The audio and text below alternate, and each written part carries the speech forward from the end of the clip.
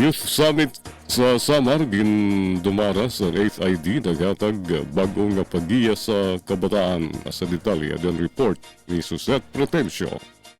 Radyo Pilipinas. Radyo Pilipinas. Report.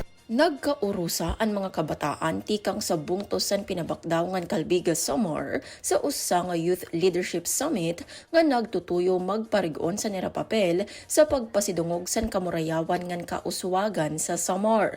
38 nga young leaders ang naghuman sa tulo ka adlaw nga aktibidad nga ginpangunahan san 63rd Infantry Battalion san Philippine Army. Gintutdo sa summit ang liderato responsable nga paggamit sa social media, disaster preparedness, environmental protection ngan pagin-aktibo sa komunidad. Ginisgutan liwat ang peligro sa misinformation ngan mga pamaagi sa pag-recruit sa insurgency ngadto sa kabataan.